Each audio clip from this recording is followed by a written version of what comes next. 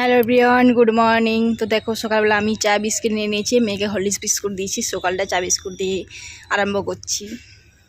আর এদিকে দেখো হরলিক্সের নতুন ডিবাটা সিলটা কেটে নিচ্ছি, কারণ ওটা শেষ হয়ে গিয়েছে আর গরম জল দিয়ে ধুয়েও নিয়েছি আমি। আর এই ডিবাটাতে খালি করলাম, এটা তো দেখো কুচকুচে নাচুটা ঢালবো এক এক করে আদের করে নিচ্ছি, তাহলে কী হয় নিতে সুবিধা হয়। আর প্লাস ওইটার মধ্যে রাখলে কি নরমে যায়, এই জন্য এক এক করে আমি ডিবাতে ঢেলে নিই। যতই ডিবা জোয়ার করি না কেন কুলোই আর না।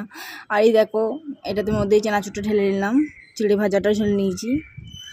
আর এই যে ছোলা ভাজাটা এটা কেটে ঢেলে নেবো। ডিবাতে রাখলে কী হয় টুকটাক করে নিয়ে খাওয়া হয়, ওই জন্য আমি রেডি করে নিলাম। আর এইদিকে দেখো, আর এই দেখো সকালবেলা আমি ছাদটা ভালো করে ঝাড় দিয়ে নিচ্ছি।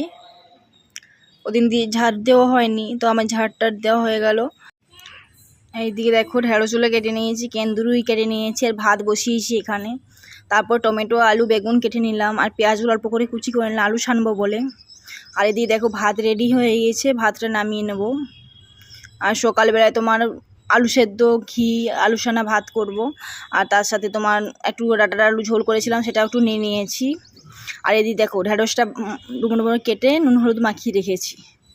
আর এদিকে সর্ষে পোস্ত বেটে নিয়েছি। তো তোমার দেখো ঢেঁড়সটা ভালো করে ভেজে নেব। ঢাকা ডিট দিয়ে ভাজলে কি ভেতরটা সেদ্ধ হয়ে যায়। আর এদিকে কেন্দুরি ভাজা হয়ে গেছে, ভাত রেডি হয়ে গেছে, আজ ঝোলও হয়ে গেছে, বেগুন আলু দিয়ে করেছিলাম। আর এদিকে দেখো আজকে এই মানে কি বলবো, আমি আগে কোনোদিন বানাইনি সর্ষে পোস্ত দিয়ে ঢেঁড়স। তো আমি একটা ভিডিওতে মাধ্যমে দেখলাম, তো আমি ট্রাই করছি। তো দেখো আমার রেডি হয়ে গিয়েছে, একটু মানে জল দিয়েছি, তার মধ্যে ভাপিয়ে নেব।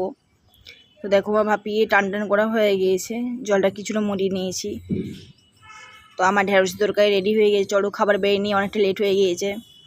তো দেখো আমার খাবার বেড়ে নিয়েছি, ঢেঁড়সের তরকারি আর চাটনি, তার সাথে ডাটা ঝোল। আর এই ছিল ব্লগ, কেমন লাগলো অবশ্যই জানিও। বিকেলে নিলাম চা।